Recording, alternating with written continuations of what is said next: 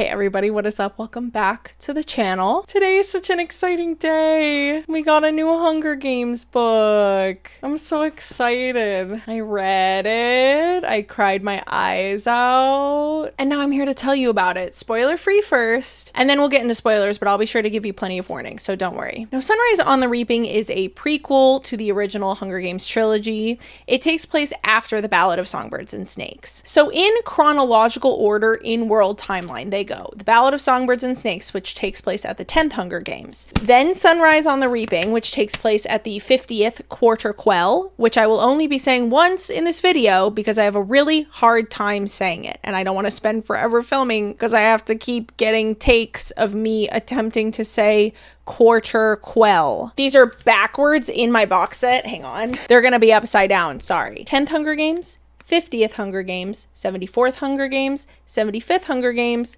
no more Hunger Games. Does that make sense? Haymitch is the mentor for Katniss and Peeta in the original trilogy. And in my first video, which to be fair was before they announced the cover, I was so wrong. I was so wrong about literally everything. I got not a one single prediction correct in that video. So that was a bit of a hit to the ego, not gonna lie. But I went with some pretty far-fetched predictions in there, so I guess I can't be too mad. But anyway, once they announced the cover and the blurb, there were a few things I actually was quite right about, so I'm proud of that. Spoiler-free review first. This is, in my opinion, by far the saddest of the 5 books. I was not joking when I said I bawled my eyes out. I rarely cry at books like that. It was crazy. I am on my period and I read it yesterday, so if that changes any decisions you were making based off of me saying that I bawled my eyes out, there you go. But in my opinion, that makes it the toughest read of the 5. I don't want to say why because this is a spoiler-free section, but there were moments in this where I was just so unbelievably heartbroken that I found myself kind of asking myself the question of like, is it worth keeping reading? Because I just know I'm going to get more and more and more and more heartbroken as the pages go on. But that is due to some things that we know about Haymitch's story from the original trilogy. So if you're not aware of those things and you don't remember them, it might be better not to look them up, and I'm not even joking. I actually genuinely think this book would be a more fun read if you did not know how it ended, but unfortunately, those of us familiar with the original trilogy are intimately familiar with the ending of this book, at least just in theory, right? We kind of know what happens. And so the whole time I just was like, oh no, like I knew where it was heading and I just was like, no, please no. And it made it kind of a tough read. Weirdly enough, I think from like a writing perspective, this might be second down only from Catching Fire for me from like a quality of book perspective. But from a reading experience perspective, because it was so heartbreaking, this was the toughest one for me. Oh, do I want to say that? Because Ballad got boring at points. Just small points. Don't come for me, okay? Just like small little points there got a little bit boring. But this one, like there were many points where like if I wasn't reading it for the channel, I probably would have put it down to take a break. And maybe if I'd had the ability to put it down to take a break, I wouldn't have felt the impact of it so much. But it was really sad and I was crying for like a lot of it. And I honestly still haven't recovered. Do with that information what you will. If that's the experience that you want, I guess this is the book for you. I don't remember how I felt reading the trilogy when I was young before I knew what happened. But I do know rereading them as an adult, there was always this element of hope. And with the Ballad of Songbirds and Snakes, your main character is Snow. And you know that he ends up becoming president. But there was just no hope in this one. There's no hope, no joy. It really got to me. I'm not gonna lie to you. So again, if that's the experience you're looking for, that's what this is gonna give you. That being said, it is a really good book. I already kind of said I put it in writing quality just below Catching Fire. Catching Fire is widely believed to be the best book in the Hunger Games series. That did not change with Ballad of Songbirds and Snakes. I don't think it unseated Catching Fire at the top there, and I don't think this one does either. It's really good though. I would actually put it as definitely better written than Mockingjay. Maybe like tied with the writing quality of the original Hunger Games. It flowed really well. It hooked me the whole time. As heartbroken as I was, I wanted to keep reading because I wanted to know what happens. And I think that that's impressive in and of itself because, like I said, if you're familiar with the original trilogy, then you know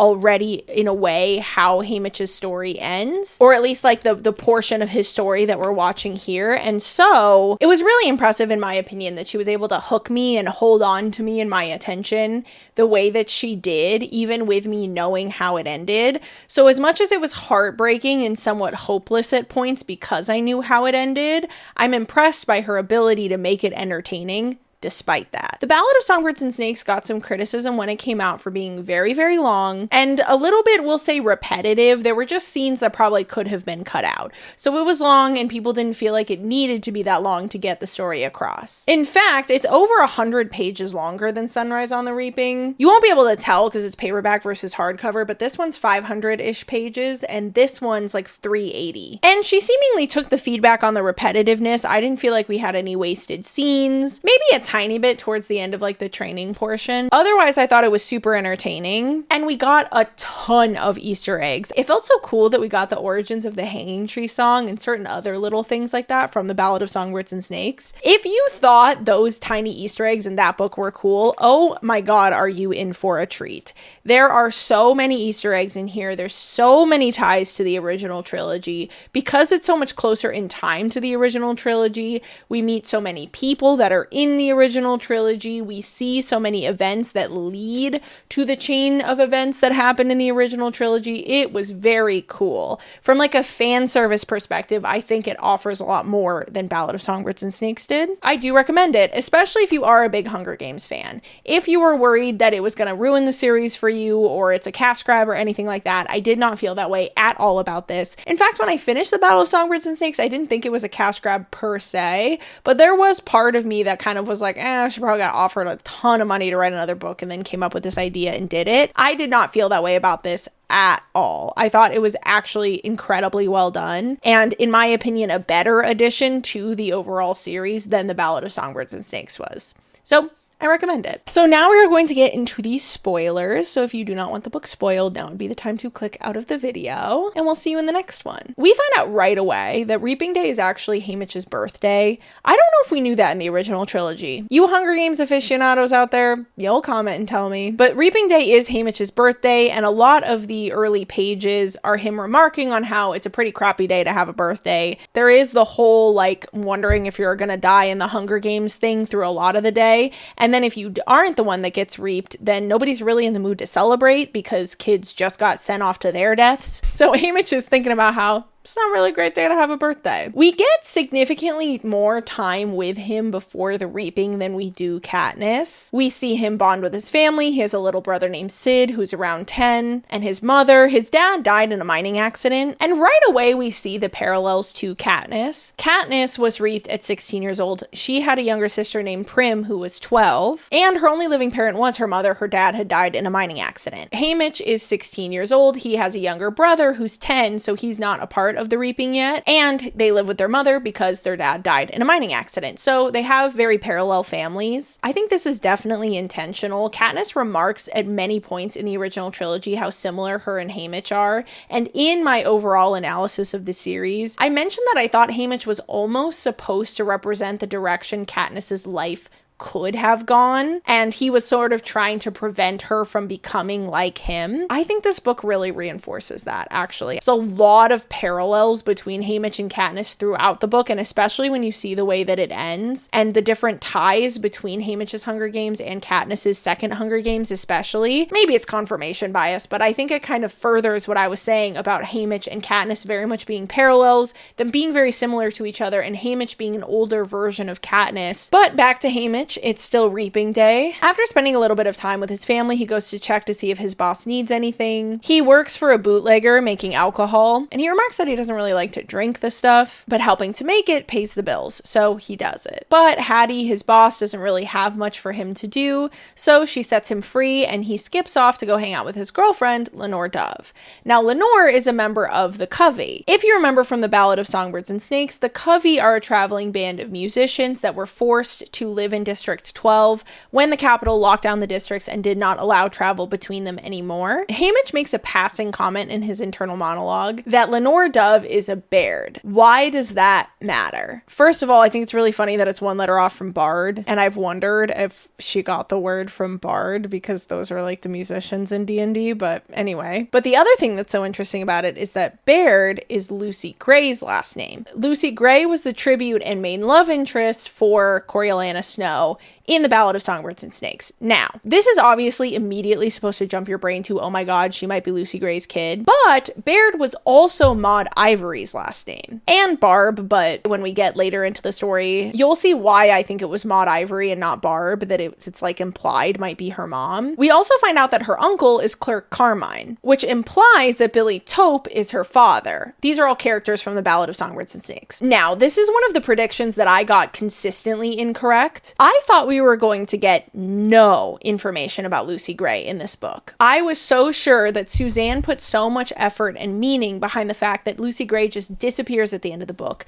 and Snow never gets to know where she goes. And it points to this like lack of control that Snow actually has, even though he thinks that he does or he wants it. And so I was just convinced that there's no way that she's then going to turn around and like tell us what happened to Lucy Gray. But I actually think that what she did was even better because she gave us just enough information for us to wonder whether or not Lenore Dove is Lucy Gray's daughter, but it isn't confirmed. It's just an implication. Allow me to consult my little key I've made us. This is my key. This is mostly to help me, but I thought I'd show it to you guys if you want a screenshot. So these are the different books. I combined Catching Fire and Mockingjay into one. The pink names are when the people first show up in the chronology. Blue is when they come back into the series. Pink are potential or speculated love connections. Blue are potential or speculated familial connections. I think that explains our key. It's not very well made. I'm sorry. I'm not super crafty. I tried to make it pretty, but it's not very easy to read. Now, what information do we have? Lenore Dove is a Baird, making her either the daughter of Lucy Gray, Maud Ivory, or Barb. But like I said,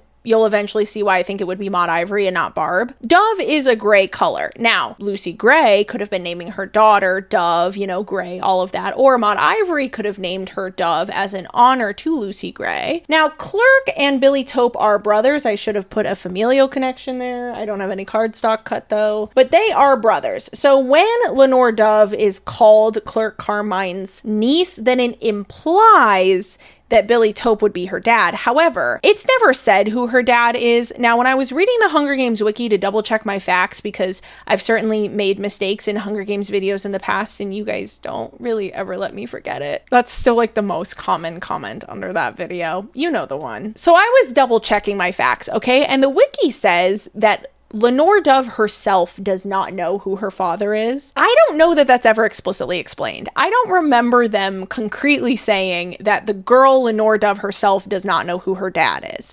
I just think it never says who her dad is, and her mom is only mentioned to say that she died in childbirth giving birth to Lenore Dove. So in my notes, I just put no mention of her dad or how he died, but according to the Hunger Games wiki, Lenore herself doesn't know who her dad is. But if she's Clerk Carmine's niece for real, then that would imply that Billy Tope is her dad. However, sometimes you just call people things, right? If they raised her, they might have just started calling her niece and have her call them uncle and aunt, even if they're not related, right? At some point, it's mentioned that Lenore is aware that the only 12 winner they've ever had was a member of the Covey, but she won't ever talk about her. She's super tight-lipped about Lucy Gray. And at the end of the book, I'm gonna give a small spoiler, but I mean, I gave you guys a full spoilers warning for the whole entire book. I'm just skipping ahead in my own chronology here, but when Haymitch finds the Covey cemetery at the end of the book, both Maud Ivory and Lucy Gray have headstones in the cemetery. So that's why I think the implication is supposed to be that Lenore Dove is either Maud Ivory's daughter or Lucy Gray's daughter, but we never know for sure. Now, in my opinion, we have a few possibilities. Either Lenore Dove is the daughter of Maud Ivory and Billy Tope, she is the daughter of Lucy Gray and Billy Tope, or she is potentially, although this is a stretch, the daughter of Lucy Gray and President Snow. I think we are supposed to, on some level, assume that that is a possibility given the information we're given. I don't know that Suzanne Collins realizes how dedicated her fan base is and how acutely aware they would be of time frames and things. It doesn't really make sense for President Snow to be Lenore Dove's daughter if he never realized that Lucy Gray lived past the original Ballad of Songbirds and Snakes, because Sunrise on the Reaping takes place 40 years after the events of the original book, and Lenore Dove is only 16 years old. If Lucy Gray got pregnant with Lenore Dove while she was with President Snow in the Ballad of Songbirds and Snakes, then Lenore Dove would be almost 40. So I don't think that that's the case, but I do think that the way that she words everything, I think she wants the reader to wonder, did Lucy Gray come back after the events of the original book, and is she her mom? And because her dad's never mentioned, does that mean that Snow's her dad? Like, I think she kind of wants this in your head, even if once you start to think about it, it doesn't really make sense from a time frame perspective. So anyway, I think it's most likely that Billy Tope is her father, just because Clerk Carmine is called her uncle throughout the book. But I think it's supposed to be ambiguous as to whether or not her mom is Lucy Gray or Maud Ivory. Now, odds are one of you picked up on a detail that I missed and the people who made the Hunger Games wiki missed, and you're going to comment that there is some really specific line that actually confirms which of them is her mother. And if so, please do, because I am curious. But going back to what I was saying about actually liking this better than not mentioning Lucy Gray at all, I like it because there's more ambiguity. Like, we get what almost could be an update on Lucy Gray, but we don't know. We still don't know. Is Lenore Dove Lucy Gray's daughter? Did Lucy Gray come back under a different identity and manage to hide from President Snow and continue to live in District 12 under his nose? Or did she leave the districts and never come back? We still don't know. And so you, the reader, can decide if you want to believe that Lenore Dove is Lucy Gray's daughter, especially because she is described to have a lot of the same characteristics and has strips of a lot of the clothing of Lucy Gray kind of sewn into her own clothing. But again, that could be true even if Maud Ivory was actually her mom and Lucy Gray did never come back to the districts. So at least from what I picked up on in the book, I think it's equally possible that either woman is her mother. And that makes it fun because we get this further ambiguity. We don't really get a concrete answer. Lucy Gray could have come back. She could have not come back. The Covey could have just put that headstone there to memorialize her after she disappeared, or she could have come back, lived out the rest of her life, and her body could actually be buried there. We do not know. It's still ambiguous, and I like that a lot. And so I think it's really clever that she gave us these little Easter eggs, these little hints. Maybe Lucy Gray came back, but we still don't know concretely. So anyway, back to Haymitch. Haymitch goes to visit Lenore Dove and they have a little makeout session. And then at some point they have a conversation where Lenore starts talking about how everybody just goes along with everything because it's the norm and the status quo. She gives this whole speech about how just because the reapings happen doesn't mean they need to continue happening, and says that she hopes for a day when the sun doesn't rise on the reaping. So the first person talking here is Lenore Dove. And that's part of our trouble, thinking things are inevitable, not believing change is possible. Then Haymitch says, I guess, but I can't really imagine the sun not rising tomorrow. A crease forms between her eyebrows as she puzzles out a response. Can you imagine it rising in a world without a reaping? Then Haymitch says, not on my birthday. I've never had one that came without a reaping. I try to distract her with a kiss, but she's determined to make me see. No, listen, she says earnestly. Think about it. You're saying today is my birthday and there's a reaping. Last year on my birthday, there was also a reaping. So every year there will be a reaping on my birthday. But you have no way of knowing that. I mean, the reaping didn't even exist until 50 years ago. Give me one good reason why it should keep happening just because it's your birthday. Which is the first introduction that we have into our theme for this book, which Suzanne Collins has shared, is the power of propaganda and the different ways that the few control the many. Then Lenore Dove gives him a birthday present, which is a flint striker that is in the shape of a snake and a songbird connected together in a little loop. It's the thing on the cover. This is his flint striker. It's his birthday present. Oh, we are gonna come back to that. Buckle up. Now, every 25 years, they like to do something extra special, extra horrific for the special occasion, you know? So for this year's Quarter Quell, they've decided to reap twice as many tributes as every other year. So instead of 24, they're getting 48, which means there are 4 going from each district. Bear in mind, only 1 child survives. So that means that 47 children will die in this year's Hunger Games. Then they call the names for the tributes, none of which are Haymitch. Book over. End of story. Everyone go home. He doesn't go to the Hunger Games. Just kidding. One of the boys that they called tries to run away and they just shoot him in the back of the head. And in the chaos afterwards, Lenore is trying to get to somebody that a peacekeeper is kind of pulling away, and the peacekeeper goes to hit her and Haymitch decides to jump in the way. So they decide to use him as a replacement for the boy that they just killed for running away from the reaping. And then they're trying to clean everything up. They're trying to reset everyone. And this is when we find out that the reapings are actually on a 5-minute time delay. So we're led to believe that they're live, but they're not. They're actually on a 5-minute delay so that if anything happens, they can fix things and finagle them so that some issue doesn't get broadcast to the entire nation. And here we see them essentially set to recall the boys' names.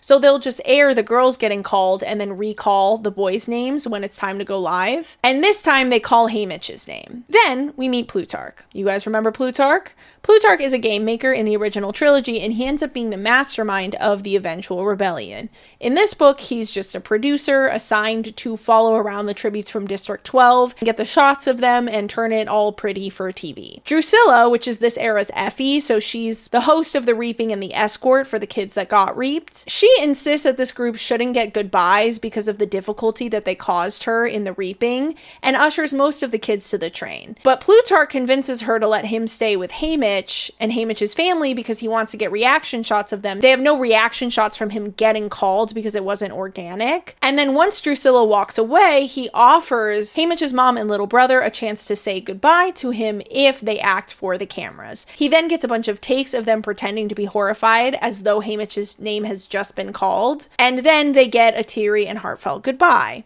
This part is very sad. I was crying very hard. It feels so much more brutal than any of the rest of the books, and I don't know how to explain it because obviously I know the original books were brutal, but not until they were in the games, really. Like, there was always this grotesque, like, entertainment value aspect of it that made you feel really gross and weird, but the Capitol did their best to treat the tributes relatively well until they actually went into the arena, which we'll talk about a little bit later because Suzanne Collins actually talks about this in an interview that she did that they had at the end of the book. I got the Barnes & Noble exclusive. So she talks about that a little bit, so we'll talk about that towards the end of the book, but that's something that was really interesting because they treat the tributes a lot better and humanize them in the original trilogy, and also because the Ballad of Songbirds and Snakes is from Snow's perspective, not Lucy Gray's perspective. Even though there's aspects of that book that are incredibly brutal, we're not really seeing them firsthand. We're seeing Snow witness people be treated brutally. The brutality of this book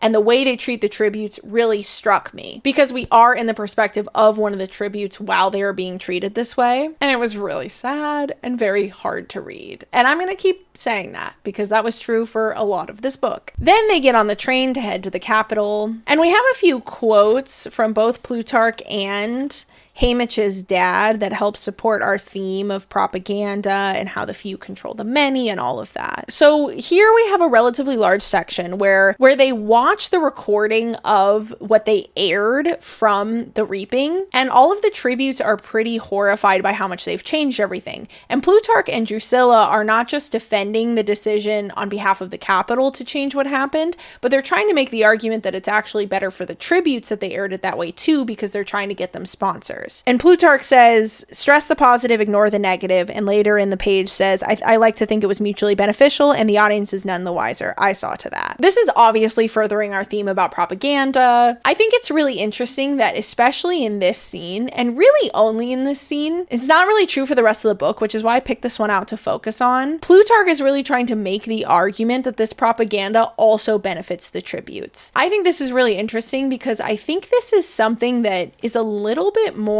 subtle in how propaganda affects our world, but I think there's truth to the fact that part of selling propaganda is selling to the people who notice that there's propaganda, that there's benefit to propaganda. I don't know if that statement made sense, but I think there are definitely people who notice when other people are doing propaganda, and it behooves the people who are doing the propaganda to then convince those people that it's necessary. And so we'll see that kind of pop up through the book as well, with the Capitol trying to justify justify the games, justify the way they treat the tributes, and all of that. There is this sort of brainwashing, like convincing the people that the Hunger Games is not just a necessary evil, but an inevitability. It's really, really important to the overall survival and structure of the games that the people believe not just that they have to happen, but that they will happen. There's nothing they can do to stop it from happening, and so they might as well not even try. So both of the quotes that I've given you so far, the one from Lenore and this one, are starting to kind of paint that picture for us. So the other tributes are Luella, who's a 13-year-old girl, Wyatt, who is himself an odds maker and very good with statistics and math, and he comes from a family of bookies, essentially, who run a gambling operation on the Hunger Games. So they allow people to bet on the different kids within the games. So they're kind of pariahs in District 12 and people don't really love them, and it's considered a sick form of irony that Wyatt got reaped, and you even kind of hear his mom say you jinxed him to who we presume is his dad. Then there's Maisley, who is the daughter of one of the wealthier families in town. They run a very profitable candy shop, and her dad is possibly going to become mayor.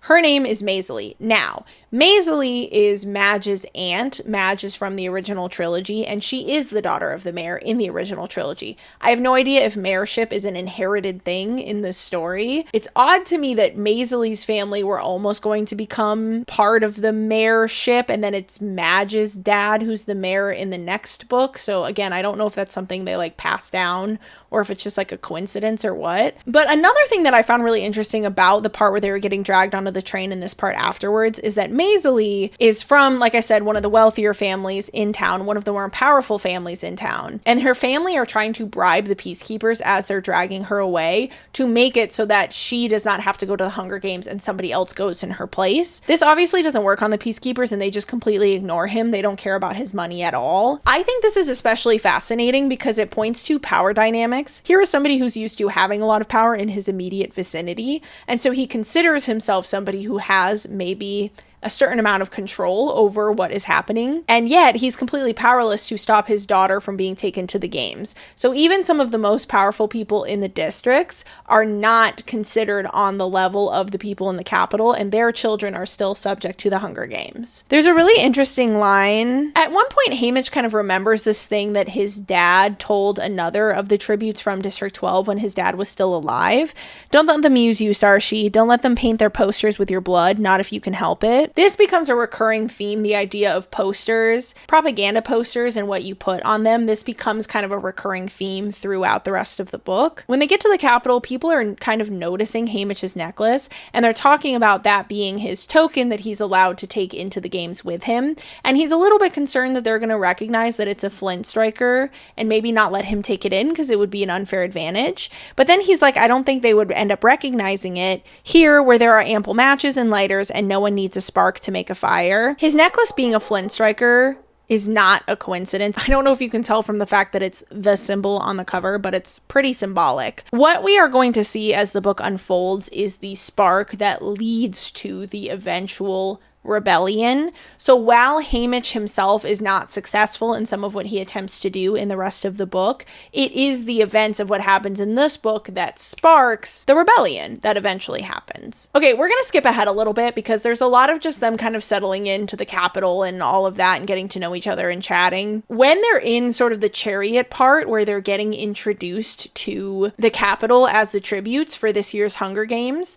there's a bit of an incident and their horse gets spooked and ends up running out with the chariot, and their chariot crashes into another chariot, and Haymitch and Luella are thrown from it, and Luella, the 13-year-old girl, dies in the chariot accident. Haymitch ends up picking up her body and running with it because he doesn't want to let the peacekeepers have it right at first. It's just kind of like a reaction, like he doesn't want to let her go, and so he runs with her, and then he ends up realizing he's kind of running towards Snow, so he ends up jumping on one of the chariots and riding it right up to Snow, and then putting her body down on the pavement in front of him and applauding Snow, basically saying, look at that, you've already killed one of the kids. Then they go to training, where we meet a bunch of the other tributes. Most of them don't really matter for our analysis, except Ampert. Oh, Ampert. Ampert is the son of Beetee, if you remember Beetee from the original trilogy. Beetee was one of the past winners of the Hunger Games, and when we meet him in this book, he has attempted some small act of rebellion against the Capitol, and he didn't think that they knew, but then when his son got reaped, he realized that they did actually know, and then they forced Beetee to mentor his own son in the Hunger Games as a punishment for his act of rebellion against the Capitol. Here's where we get the only piece of completely unnatural dialogue in this whole entire book. I give up on being covert and approach him. You're Ampert's father.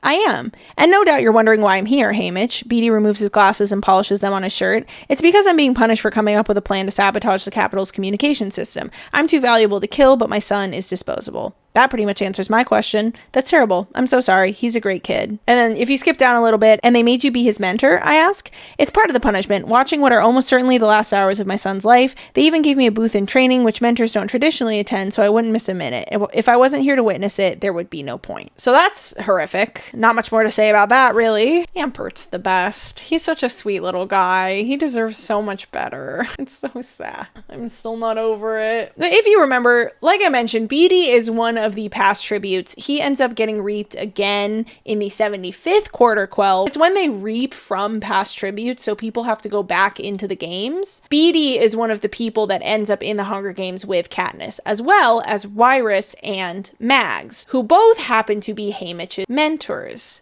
in this Hunger Games. Back to our little chart, okay? We also eventually meet Effie, not right now, but I'll just tell you about her now. Their stylist kind of sucks, and so Effie steps in just to help, and at the end of the book, we're told that she takes over the hosting duties from Drusilla for District 12, and then is the host for District 12 for the next 24 years until the events of the original trilogy, where she is the escort for Katniss and Peeta. So you'll notice that a lot of the major players in Catching Fire are getting introduced in Sunrise on the Reaping. Is that a coincidence? And I think that furthers some of our message, but we'll have to get to the end to really break that down. But let's go back to Ampert. So if you remember, some districts train their kids to go into the Hunger Games, and they call those careers. And so there will be people who volunteer for the Hunger Games every year in an attempt to win it, to win all the riches and basically live out the rest of their lives wealthy, and wealthy for their families as well. The careers usually form an alliance to wipe everybody else out and then separate and fight each other to the death. But Ampert has an idea to band against them. It's like this: a disproportionate amount of time the careers win, but they're only 1/4 of the tributes. We've got 3 times their numbers. So the idea is we get the rest of us together, and for a change, we hunt them down instead of letting them hunt us.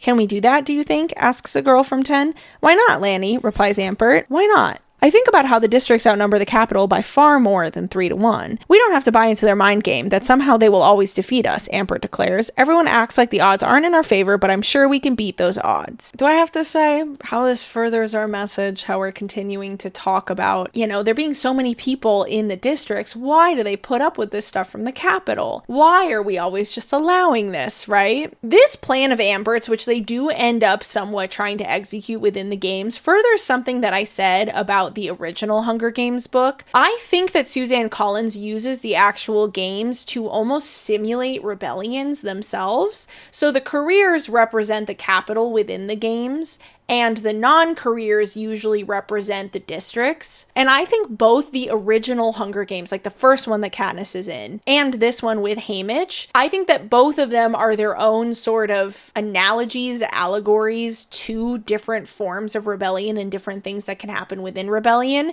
And in this one, it's a rebellion where the districts are all banding together to fight the Capitol. Whereas in Katniss's Hunger Games, it was more the tactics that Katniss, and especially when she teams up with Rue, the different tactics that they were using to fight the careers that were left in the arena at that point in time was what I thought the allegory to rebellion was there. So again, this just kind of like furthers something that I had already kind of thought about the series and what she does with the Hunger Games themselves when the people are in the games. Haymitch agrees to be a part of this alliance as well, but then when they are on their way home from training, the van randomly pulls over and Haymitch is forced to get out and go into Plutarch's house. And he's just as confused as the reader. Why are we going into Plutarch's house? But while they're there, there's a really funny line. Hang on, I thought I wrote down where it is. So Plutarch has like a greenhouse sort of thing in his house. And Haymitch has the funniest thought ever. He goes, it's like they've tried to bring the whole outdoors indoors. Why? Is opening a door and walking through it too much trouble? Fools and their money are soon parted, Ma would say. I just thought that was hilarious. I've never thought of indoor greenhouses that way, but that is really funny.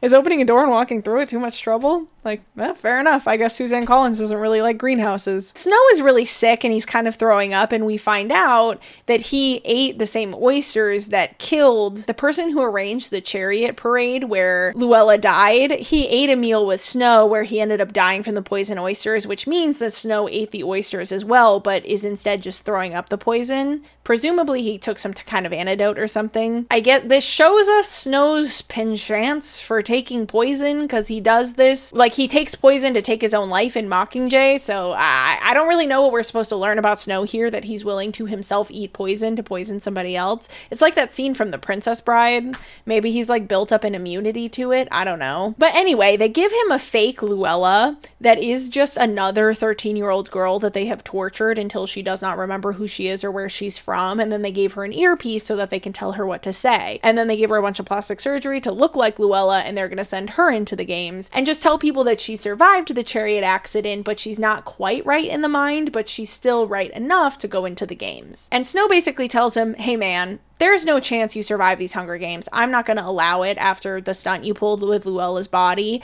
But if you behave yourself from here until you die in the arena, and you pretend like Luella is the Luella that you brought with you from District 12, then I will not kill your family. And Haymitch is like, okay, fair enough. Later that night, the group from District 12 decides to practice being on watch, which I think is a pretty stupid thing to do. Y'all need your sleep. You need to be prepping for the fight to the death you're going in on. Although it's not that next day, but still. I thought it was kind of ridiculous that they were going to practice watch, but I guess it served itself for the narrative because Haymitch is awake when Beatty and Wyrus knock out the power to the building so that there's no cameras, no microphones, and they can break in and tell Haymitch that they have a plan to sabotage the games. The plan is for Haymitch to figure out where the mutts are coming from. Those are like the genetically engineered animals from the Capitol. Go north in the arena, figure out where they're coming from, go through whatever entrance some of them are coming in from, and then blow up the giant water tank that is on the north end of the arena, which would flood the basement, which would completely short all the electricity down there and hopefully shut down the arena so they can't continue the games. The purpose of this is to show that the Hunger Games are not an inevitability. The rebels in this book are simply just trying to show the people of Panem that the Hunger Games are not an inevitability, because they are convinced that if the people could see that they're not an inevitability, then they could understand that they would fight back against the Capitol. While the Capitol obviously understands the same thing, so they are fighting that information from coming out. They want everybody to consider the Hunger Games to be inevitable. There's no way to avoid them. There's no way to stop them. We are impenetrable. You might as well not even try. Then Haymitch is given a 1 for chance with survival with the game makers, which doesn't have the impact they want it to. They want this to make it so nobody sponsors him, but people are so curious as to why he's gotten a 1 because nobody really ever gets a 1 that people assume that he got a 1 because he pissed off the game makers, which makes him look like a little bit of a rascal. Oh, sorry, I've skipped ahead a little bit. There's some like other training stuff. It's not relevant. But when they're doing the interviews the night before the games, one of the careers from 1, Caesar is kind of making fun of and making him look like an idiot. Oh, Caesar is doing the interviews in this one too. So he's the one who interviews Katniss, but he's also interviewing the people in this one. And Haymitch remarks in his mind that if you can get people to laugh at somebody, it makes them look weak. So making fun of somebody is actually a good way to break down their power, which is why we often see people who are trying to maintain absolute control and absolute power absolutely freak out when people start to make fun of them, because as mundane as it seems, that actually is a really great way to break away at people's power, is to make them look like a laughingstock, right? Or they themselves make themselves look like a laughingstock and we all just laugh. So Haymitch goes out, he does his interview, he performs fairly well. Oh, I forgot to mention that right before they go to do the interviews is when Effie comes in and starts dressing them instead of their original stylist. So this is when we actually meet Effie. But after the interviews, Plutarch convinces Effie and the mentors and all of them for District 12 that they didn't get any really promotional shots of any of the District 12 people. So because they have them dressed nice now that Effie saved them because their stylist is a mess, they should take them and take those promotional shots at Plutarch's house so that they would have them for the games. But this is all a ruse. Plutarch ends up pulling haymitch aside and handing him a phone where he is allowed to talk to Lenore Dove. This serves to just shatter my heart into a million pieces and make me sob. I mean, I was crying so hard reading their phone call. But Plutarch tells haymitch that the reason that he did this is so that haymitch trusts him, because haymitch understands that Plutarch would be in a lot of trouble, possibly killed, if Snow finds out that he had allowed haymitch to talk to Lenore Dove on the phone. And so Plutarch remarks that he hopes that this will make it so that haymitch trusts Plutarch, and then he tells him that the flower beds are how the game makers are getting things in and out of the arena, so he needs to look for these like flower bed things. And he also tells him that the arena's sun is in sync with the Pan Am sun, which means that he can trust that the north end of the arena is where north would be if he were orienting his bearings outside. Does that make sense? Like if you were using the sun to tell which way north was, just like in the normal world, haymitch could use the sun to tell where north is within the games. So he knew that the tank was on the north end of the arena, but now he knows how to get north, and he also knows what the entrance is going to be able to get down to the tank where he can blow it up. And then Beatty has this whole like abstract plan that I don't think I need to break down for you guys of like where he's hidden the different things so that haymitch can make the bomb. So haymitch decides to tell the whole alliance that formed to fight the careers that he doesn't think he should go with them because he's a liability. In his head, he knows that it's because he's going to go sabotage the games. Ampert's going to help him as well. He's part of the plan, but everybody else is in the dark, obviously. So haymitch decides he's going to go away from the others in the group in order to protect them, but he tells them it's because he got a 1 from the game makers, and so they're probably targeting him. He pissed off Snow in some way. Most of them were there for the chariot thing, so they just assume that it's that. And he's like, they're going to target me. I don't want anybody else to get in trouble, so I'm just going to split off from you guys. Once the games start, I actually think this book gets significantly easier to read.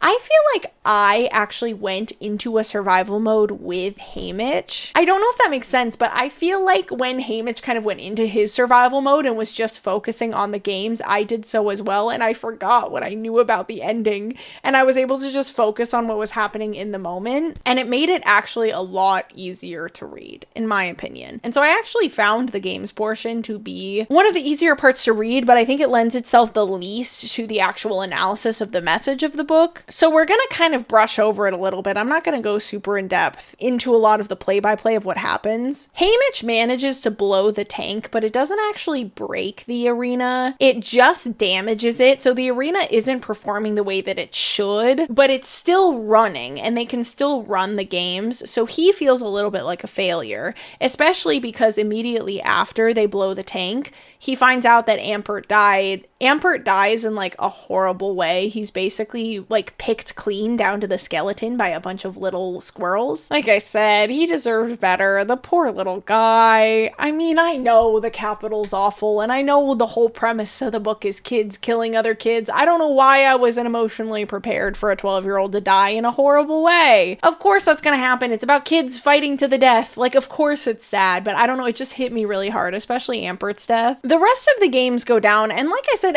this part, I don't know how to explain it. It was like the easiest to read, but also like the least interesting to me from an analysis perspective. It's mostly just haymitch trying to survive and also figure out how to take out the generator. He was told by Beatty at some point that there is a generator, so they can't just knock out the power to the arena to shut the games down, but they're hoping that by like kind of shorting the arena that would make it so the generator can't save it, but obviously the generator was able to save it. So haymitch gets in his head that maybe he can take out the generator and maybe that'll take out the arena. So he makes that his goal. He has made his peace with the fact that he is going to die, and he just wants to make a public stand before he does, and he's convinced in his mind that as long as he dies, his family will be left alone. This is a little bit of a break in, I don't know if it's like a continuity break or if haymitch is just like kind of stupid, but Snow specifically told him, if you don't pull any shenanigans and you just do as you're told and then you die in the arena, I'll leave your family alone. So I don't know why haymitch thought that Snow would leave his family alone if he continued the shenanigans. Like, he kind of has in his head that as long as he dies, his family will be left alone. But anyway, he's just trying to take out the generator. He ends up teaming up with Maisley at one point. And then once Maisley dies, it's just him and I forget the girl's name that's left, but they end up fighting with axes, and then he's running away from her.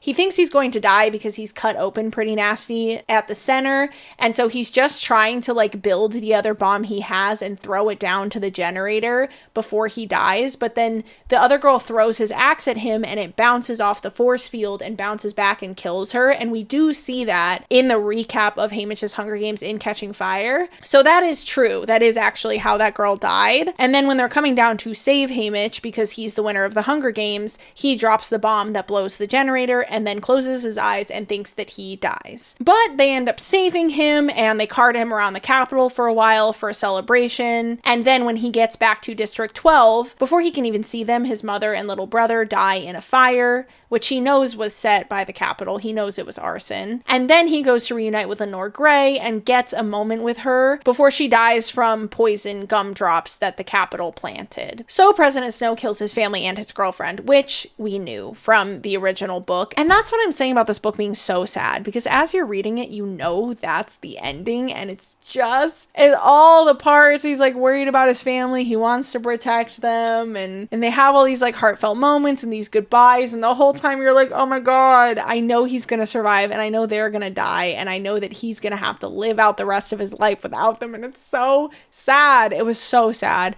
I had to convince myself at one point that maybe because they had the whole body double thing earlier in, that they were able to also body double his family, and maybe they actually like got away, or maybe they like killed the wrong person. I don't know. I was making up like anything in my head to figure out how we were going to avoid what felt like Haymitch's inevitable fate, which now that I'm thinking about it, I didn't actually put this in my notes for the analysis, but that might have kind of furthered our message about inevitability. Like, if you are familiar with the events of the original book, then Haymitch's plot feels like an inevitability to you. I might be reaching there. Let me know if you think I'm reaching, but there might be something there. Anyway, it's awful. It's horrific to read. It's heartbreaking. I was sobbing reading these pages. Haymitch, as you can imagine, is completely destroyed by all of this, and he pretty much gets the message from President Snow. Anybody who gets close to you, anyone you ever love, I will kill. And so Haymitch drives everybody away. He refuses to have a relationship, like a friendship or another romantic relationship with anybody,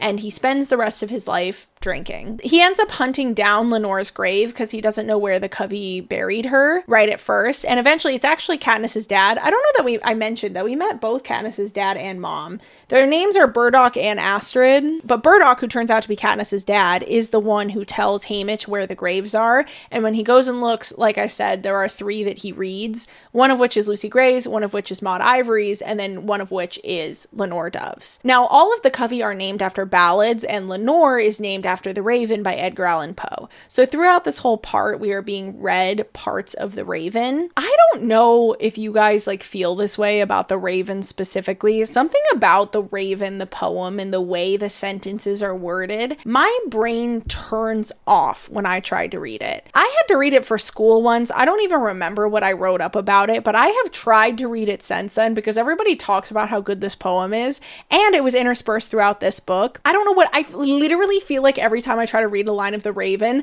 my brain just turns to fuzz. It's like somewhere along the way somebody cursed me to never be able to like read The Raven. Like my brain just like can't register what the words are saying. I don't know what it is. Does anybody else have this experience with like specifically The Raven? It only happens to me with The Raven, but just something about the way it's all worded, like my brain's just like, I have no idea what that says. And I'm like, okay, I'm sure if I really tried and focused hard enough, I could get it, but I was so close to the end of this book by the time it was being presented that I just was like, whatever, I don't need to read The Raven right now. But I do know that The Raven is a poem about loss and grief. In the poem, a man is grieving the love of his life, Lenore, who has died, when a raven visits him, and the raven will not just stop saying the word nevermore over and over and over again, and this slowly is driving the man mad. And it's all very metaphoric, and it's about grief and whatever, and I wish I could analyze it more, but my brain literally just goes every time I try to read it. I don't know why. Literally all I could tell you is quote the raven nevermore. So there you go. And at some point he does watch the recap of his games, and he ends up finding out that they heavily edited it. So we, the reader, watch the games with him. And when he watches the games back, we now know what parts of it are edited. And this recap matches what Katniss and Peeta actually watch in Catching Fire when they watch the recap of Haymitch's games. Now, in the interview that I said was in the back of this book, they actually asked Suzanne Collins about the fact that she did basically lay out what happened in Haymitch's Hunger Games, and that we knew a lot about Haymitch's story from the original trilogy. And they asked her if she regretted anything that she put in there when she went to write this book. And she said she wasn't planning necessarily on writing a Haymitch book at the time, but when she started thinking about wanting to write something about propaganda, Haymitch's story felt like the best thing to explore. And she went on to say that she actually kind of liked that she gave some information about Haymitch's past in the original trilogy because it gave her this framework to work off of. So she wasn't just staring at an empty page. She didn't have to come up with everything from scratch. She actually had a little bit of a layout of how some of the story was going to go down. I could totally understand that being beneficial from an author's perspective. I do personally wish that she hadn't killed off his entire family and everyone that he loves. I mean, seriously, it was so sad. I'll never recover. So that was the plot, and we did a little bit of analysis throughout, but now we're going to dive deep. We're going to really get in there. We're going to really analyze this thing, because there's a lot here. So as I already mentioned, Collins wanted to write a book about propaganda and the ways that the few control the many. For no particular reason, certainly not because of current events, she has become obsessed with propaganda and its power over people, and how propaganda really is the way that the few control the many. They control them through ideas, they control them through social norms,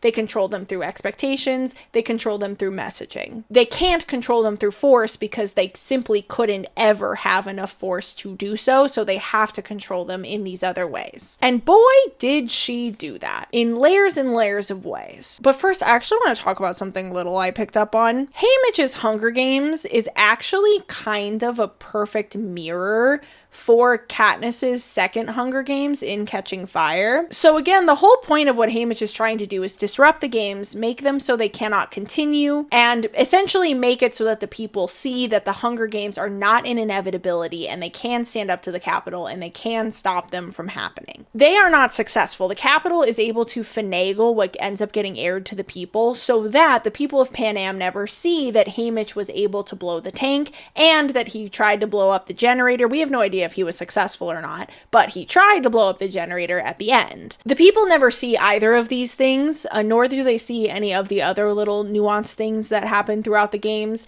that showed that the game makers and the Capitol don't have as much power as they think, even over the games themselves. Whereas in Katniss's second Hunger Games in Catching Fire, they successfully blow the arena, sort of using the same kind of trick where they're trying to blow the electrical circuit, but this time they do it with lightning instead of with flooding, and they're able to break everybody out. And a lot of the masterminds of this whole thing are the same people from Sunrise on the Reaping. Wyrus and Mags were both tortured by the Capitol after Haymitch's extravaganza. They suspected that they were a part of it. And so the way that they present in Catching Fire is explained by their torture in this book. But they all go into the Hunger Games together in Catching Fire and end up successfully executing the plan that they failed to execute when it was Haymitch's Hunger Games. But maybe in a way that's a good thing. Even if they had been able to show that the Capitol isn't as strong as people think, who knows what it would have grown into at the time. Plutarch even says to Haymitch at one point, imagine if we could do what you did, make it so that the Capitol has to air that to the people, and then had an army behind us to then fight the Capitol.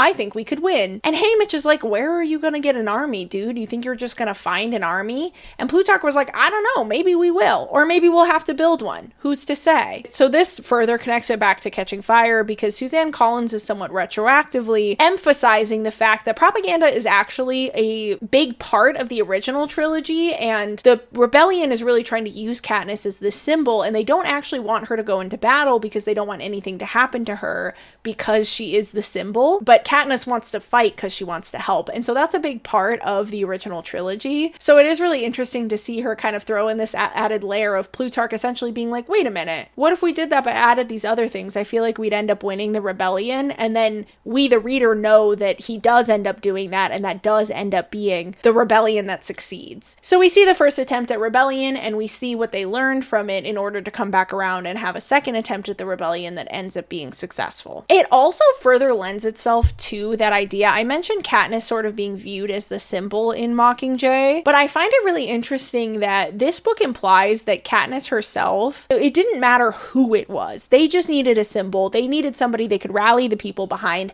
They needed someone who could be like their main point of propaganda to help push the rebellion, and Katniss came along and she was the perfect person for that. But it sort of brought back this feeling that I had rereading the original trilogy, that Katniss somewhat takes a back seat to her own rebellion. She's supposedly the leader, but she's not really. Like, she's just the symbol, and the whole rebellion is planned without her, and now we're finding out that it's been in the works for like 25 years. She wasn't even born when they started really working on this rebellion, you know what I mean? And so it's really interesting because she was kind of the main character of that original trilogy, but within the world, she served almost exclusively as a symbol to allow the rebellion to happen, which is a really fun and interesting spin on the chosen one trope, and it's just given me a lot to think about the original trilogy in hindsight. So in my video about the cover announcement for this book, I talked a lot about the covers of the other books and the symbolism that we could see, and I just want to say, I admitted that I was wrong about a lot of my predictions. I feel like I kind of fucking nailed it with this part. I want to talk about the songbird and the snake on the Flint Striker, but in order to do so, we have a lot of recapping to do of analysis that we've done of the rest of the book, so bear with me here.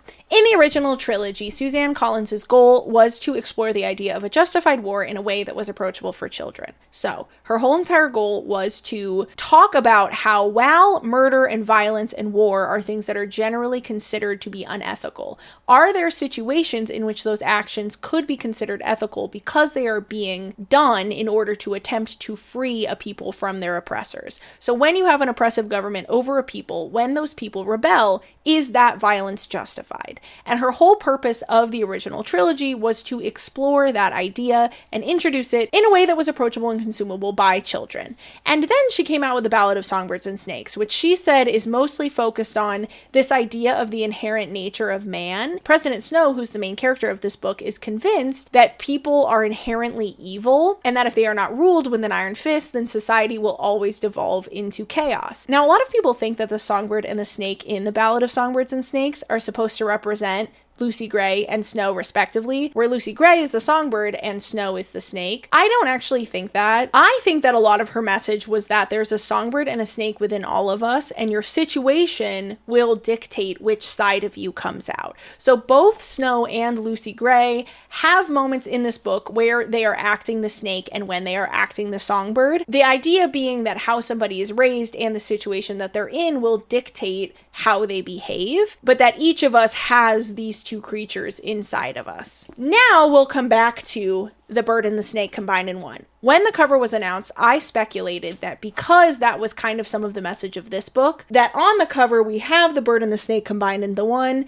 and that might mean that we are going to see how this idea is further explored with both of these creatures within Haymitch, and that we were going to see an evolution of the themes that she explored in that first book within Haymitch, him maybe having both a songbird and a snake inside of him. Why did I recap all of that just now? First of all, I nailed it. I admitted I was wrong in a lot of my predictions, so you can allow me to own this one, okay? I got that all from a picture on the cover. I'm pretty proud of that. But not only that, we find out that this imagery is the Flint Striker. So it is the thing that sparks, that starts a fire. And so we've made a circle with these books. Because with the original trilogy, we were exploring justified violence. We were exploring situations in which people may be the snake, but in which their snakeness is justified. They're fighting to free themselves for the good of themselves, the good of their posterity, and for the good of humanity at large. So there is a songbird aspect to that violence, only to go back and write a book where she really explores that idea of like when we're the songbird and when we're the snake, and then writes this book that goes in the middle that shows that it is the combination of the bird and the snake together. It is the part of us that wants to do good, that wants to help our fellow man,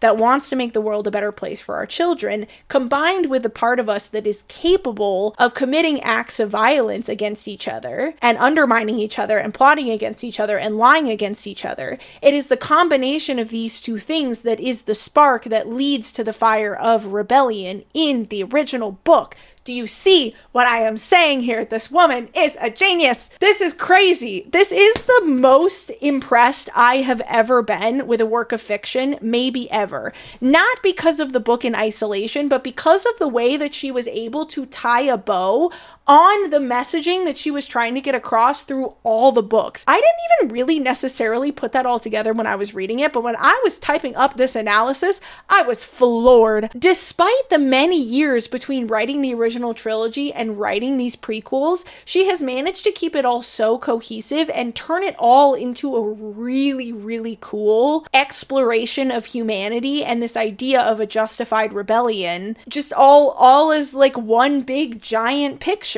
We get some of the explanation for why people end up oppressing others. We get some of the explanation for how the rebellions come about. And then we get an explanation of said rebellion and an exploration of where the line is within that rebellion of what separates us from the bad guys. And it's honestly such a treat. What a blessing it is to be alive at a time when Suzanne Collins is publishing novels, and I just hope she continues to do so. I don't know if she'll continue to explore the Hunger Games world or if she'll start to write outside of it, but I just hope she doesn't stop because I will be reading every single one. I do maintain it was the toughest of these books to get through, but not because it's bad and not because it wasn't impressive, just because it's horrifically sad. And I don't always love to read books like that. I like just a little bit of hope in my books, but that's just a personal subjective thing. From an objective perspective, this book and subsequently the series is a masterpiece. Oh, I even put a part here. I forgot to say this, but even in my Mockingjay analysis, I talked about Peeta representing the idea that we have to do the right thing no matter what, and Gale representing the idea that the ends justify the means no matter what. Is Peeta the songbird? Is Gale the snake? You see what I'm saying? It feels like they were her metaphors for that in the original trilogy, but she obviously can't use Peeta and Gale in the prequels because they're not alive yet. So she kind of turned what Peeta was in the original trilogy into the songbird idea, and what Gale was in the original trilogy into the snake, and then used those to further explore that idea in these prequels. I know some of y'all hated my Mockingjay analysis, so I'm sure you'll hate this analysis too, but that's okay. Despite all of that I just said, I actually think this book also improves upon The Ballad of Songbirds and Snakes in that it doesn't really hit you over the head with the message. It's really obvious, but it doesn't feel spoon-fed to you, and that's what we love about Suzanne Collins. One of the things that I championed about the original trilogy was exactly that. The fact that she's able to so clearly get across what she's trying to say without overdoing it in a way that makes it super annoying. I was super impressed with her ability to do that, and in this book, the same is true. However, I didn't feel that way about The Ballad of Songbirds and Snakes. I felt like The Ballad of Songbird Snakes was a little bit hitting you over the head with the message. So I really appreciate that this book seems like a return to form for her. The other prequel was a little bit more repetitive. There were a little bit more parts that we didn't necessarily need, and it was a little spoon-feedy with its message. And with this one, she's fixed all of that, and she is back to the quality that the original trilogy was at, in my opinion. There's so many things that I'm calling out here in my notes that just further the message that I'm talking about without hitting you over the head with it. Even the idea of like sending the fake Luella into the arena. They never explicitly say it in so many words, but it's obvious that the Capitol cannot allow the people to find out that there's a way to escape the Hunger Games at all, even if that escape is death before the games. So they called somebody at the Reaping who ended up getting killed right then and there, but they can't just show that and be like, oh, one of the tributes from District 12 just died right there, so we're just going to take the other 3 to the games and they're not going to have another boy tribute.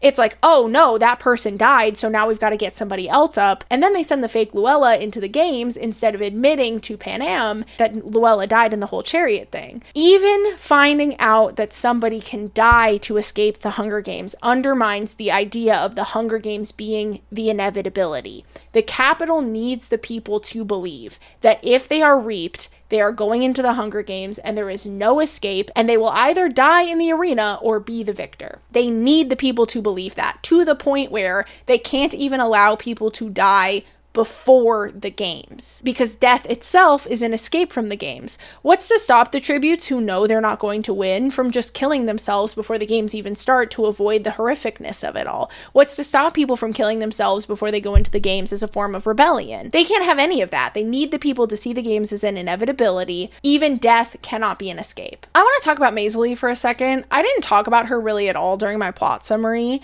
but I actually think her story is very important to the message itself, even if some of her plot points aren't as important to like the plot recap, if that makes sense. But Maisley is super interesting because haymitch perceives her as a very stuck-up girl at the beginning of the book, and throughout the duration of the book, he finds out that what he saw on the surface wasn't what it seemed. This is a really subtle way, I think, of kind of furthering this message. A lot of the tributes are sort of like that. His first impressions of them don't really turn out to be how they actually are, and I think Maisley is the best example of it, but Ampert really gives off the impression that he's this like really spunky, go-get-em kind of kid, and there are moments in the games where haymitch like realizes that he's just a little 12-year-old boy and he's probably terrified.